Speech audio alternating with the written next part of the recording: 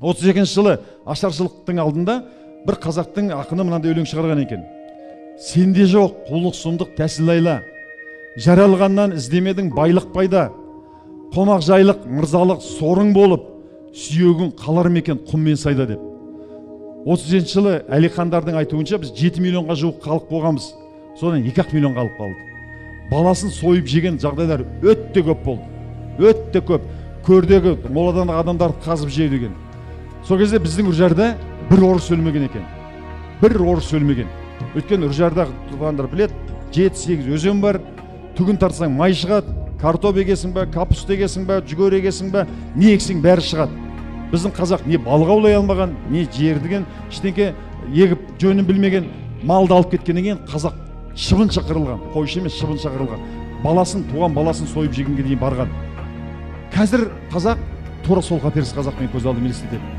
Мынандай нәрсе болып жатыр, ешкімнің қаперіне кіріп жатқан жоқ. Осы елде тұратын көзге көрінбейтін кәсіпкерлер көбінесе машина жөндеткен, компьютер жөндеткен программа, қазір CRM система, заманауи технология керек, біз Мәскеуден алдырамыз. Бір башқұрттың жігіті, бір татардың жігіттері келіп істеп жатыр.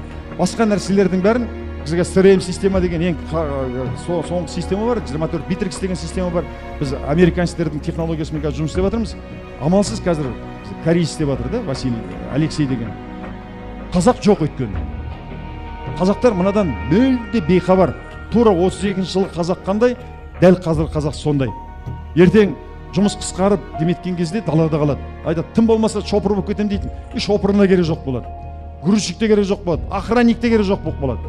Сол кезде қалай нан, чай тауып жеймін деу сұрақ енді 5-10 жылдың ішінде жетіп келеді. Сондықтан қазір сендерге айтатыным, 1 минут уақыттарыңды кино көруге, YouTube көруге емес, ертең қалай күн көрем, ертең нанымды қалай тауып жеймін деген сұраққа жауап іздеп уақыт өткізу керек. Әрбір минуттарыңды. Таңертең шошып оянам. Неге десең, менің 3 балам бар, менің немерелерім бар. Енді осылар қалай күн көреді? Осылай қалай күн көреді? Қоғам қайда кетіп бара жатыр? Қоғам көз ілеспес жылдамдықпен Ауған, Иран, Ирак, Сирия, Ливияның артынан кетіп бара жатыр.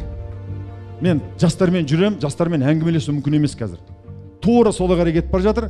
Ал алашардақтылар армандаған.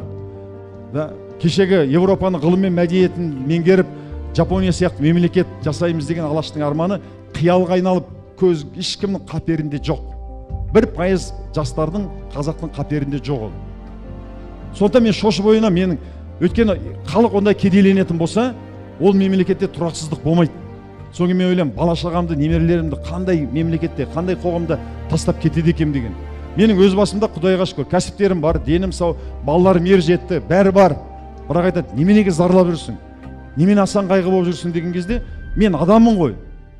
Мен немерем қазір, кішкентай 10 айлық немерем бар, 3 жастағы немерем бар. Ананы көрген кезде менің жүрегім қанжылайды.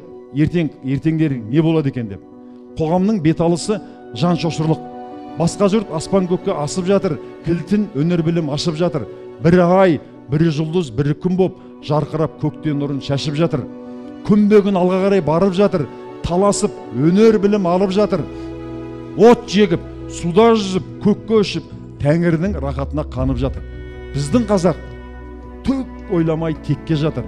Бір іске жана салмай шетте жатыр. Азырақ көз жүгіртіп қарар болсаң, қазекем жан шошырлық кепте жатыр. Шәкірттер медреседе шіріп жатыр. Қайдағы ескі құсқы көріп жатыр. Адасып дін іздеген байқұс шәкірт жемтікші құзғын болып кіріп жатыр. Мағжанның Жатыр деген өлеңі 100 жыл бұрын жазған.